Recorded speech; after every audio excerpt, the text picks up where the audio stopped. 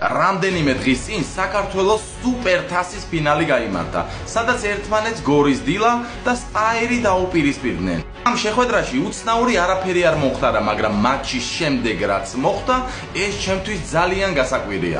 საქართველოს ფეხბურთის ფედერაციამ აქამდე როგორ ვერ მიაღწია იმას, რომ გამარჯვებულს თასთან ერთად მედლებიც გადასცეს.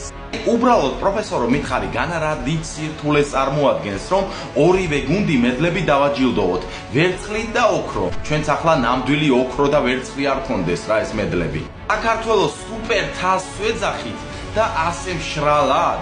ისედაც როგორი დიდი პრობლემებია ქართულ საკლუბო ფეხბურთში და კიდევ პრობლემა ემატება.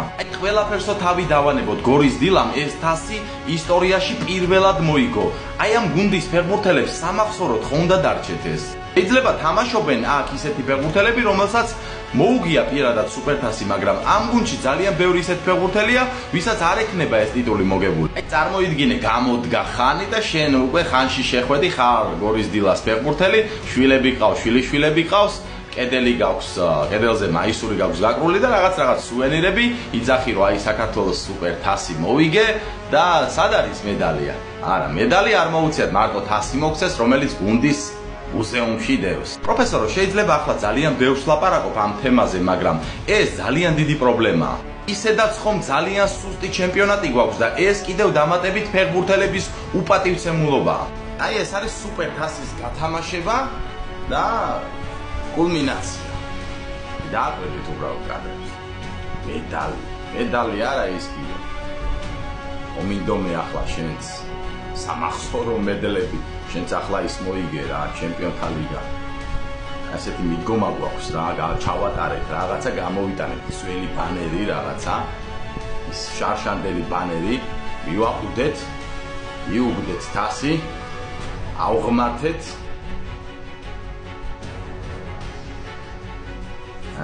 ეს არის ქართული კლუბების დაფასება. მერე თუ ხმას ამოიღებ და ბევრს ილაპარაკებ, ავტომატურად ინტრიგანი გამოდიხარ, ჰეიტერი გამოდიხარ და ასე შემდეგ. ცალკე პრობლემა ის არის, რომ გორის დილას უკვე მეხუთე წელია ერთი და იგივე დიზაინის მაისური აცვია. ეს რა თქმა უნდა არ არის ფედერაციის ბრალი, ეს თავად კლუბს ევალება. ის შეხედვით შეიძლება იფიქრო, რომ განარა დიდი პრობლემა ეს არის, მაგრამ ცუდად ჩანს, ცუდად ხდება თვალს. კიდე რა ჩანს თვალში ცუდად იცი? თავარ გუნდს რო ნაიკი აცვია და მეორე გუნდს და ახალგაზრდულ გუნდებს ადიდას. შეიძლება არ იყოს მაინც და მაინც დიდი პრობლემა ახლა შენ ამას ფიქრობ, მაგრამ რატომ უნდა ეცვას ახალგაზრდული გუნდის ფეხბურთელს დიდი გუნდის გამონაცვალი მაისური, თან გადაკრული და ქართულად ეწეროს დილა? ნორმალურია ეს?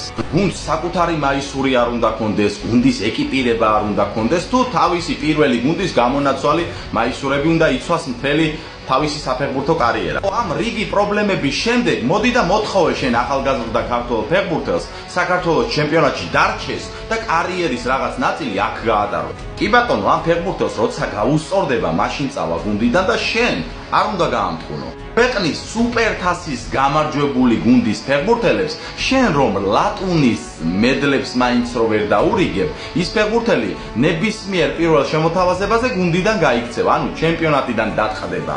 არ გვიყვარს ბიძიკო შემოგვეულოს ჩვენ სიმართლე და ვიყოთ ასე. მეტის ხაბრებისთვის გააზიარე ვიდეო და გამოიწერე გვერდით.